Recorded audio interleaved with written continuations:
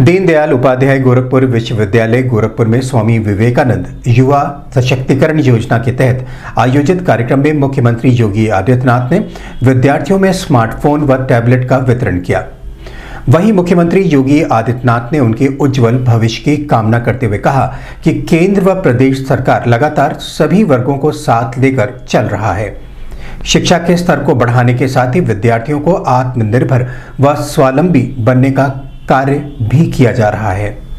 इस मौके पर सदर सांसद रवि किशन शुक्ला, डीडीयू कुलपति professor Poonam Tandon, MLC doctor Dharmendra Singh, विधायक विपिन सिंह व प्रदीप शुक्ला सहित अन्य लोग मौजूद रहे। स्वामी विवेकानंद युवा सशक्तिकरण योजना के अंतर्गत आज के इस कार्यक्रम की रूपरेखा को प्रस्तुत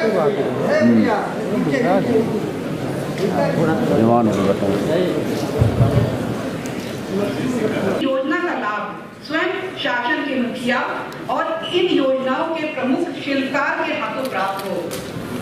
युवा सशक्तिकरण योजना के अंतर्गत आज के इस कार्यक्रम में युवाओं को ऊर्जा प्रदान करने के लिए मंच पर आसीन छात्रा क्रमबद्ध रूप से, उसके उपरांत कुमारी जया चौहान, सर्वप्रथम मंच पर कुमारी अदिति श्रीवास्तव, डॉक्टर ऑफ श्री पंकज श्रीवास्तव, मंच पर उत्तर प्रदेश शासन के परम यशस्वी माननीय मुख्यमंत्री महोदय के कर कमलों से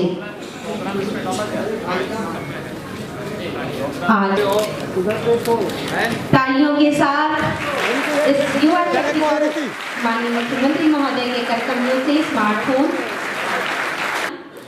स्नातक की छात्रा।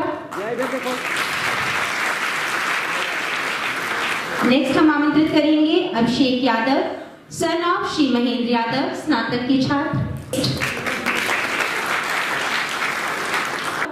सन ऑफ श्री नंद किशोर जी, स्नातक के छात्र। माननीय मुख्यमंत्री महोदय तालियों के साथ इस क्षण को अभिभूत करें। गोरखपुर पत्रालय परिवार की ओर से उनका आदर सम्मान एवं दीनदयाल उपाध्याय गोरखपुर विश्वविद्यालय के कुलगीत एवं हम लोगों ने इसके लिए एक प्रयास प्रारंभ किया है कि हम 2 करोड़ युवाओं को खासतौर पर स्नातक और प्रास्नातक के उन सभी फाइनल ईयर से जुड़े हुए छात्रों को प्रतिवर्ष कुछ लेकर के 2 करोड़ युवाओं को इसके साथ जोड़ेंगे। और मुझे प्रसन्नता है कि 2022-23 से हम लोगों ने योजना प्रारंभ की है।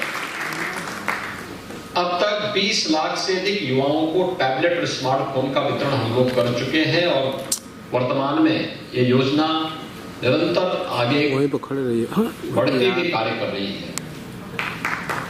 तकनीक हमारे लिए कितना उपयोगी हो सकता है, यह हम लोगों ने पिछले कुछ समय से चल रही विभिन्न योजनाओं के माध्यम से देखा होगा। या कोरोना कालखंड में भी आप लोगों ने ऑनलाइन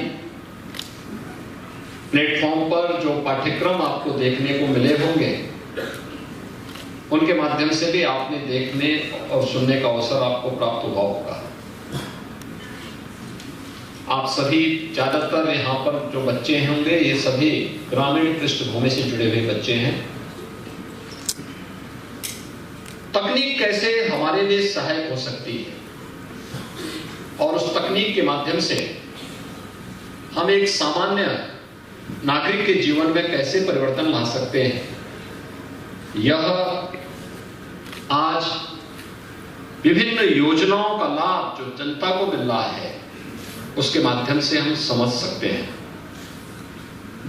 पब्लिक डिस्ट्रीब्यूशन सिस्टम यानी राशन की दुकान एक सामान्य रूप से गांव में मानी जाती थी और आज भी चल रही है। 2017 के पहले उत्तर प्रदेश के अंदर राशन की जो दुकानें थी, यहां पर ज्यादातर में भ्रष्टाचार की शिकायतें आती थी। उत्तर प्रदेश के कई जनपद ऐसे थे जिनकी पहले से जांच चल रही थी, जहां पर खाद्यान्न एक कॉमन मैन को, एक गरीब को नहीं मिल पाता था।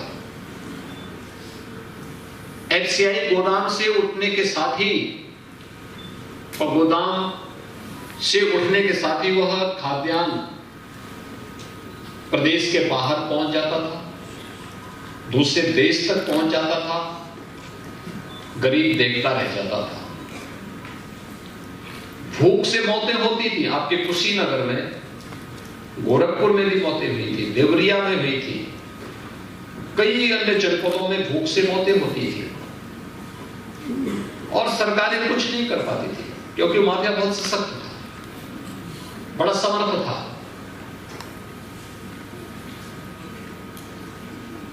दो 2017 में जब मैं आया था उससे कुछ दिन पूर्व ही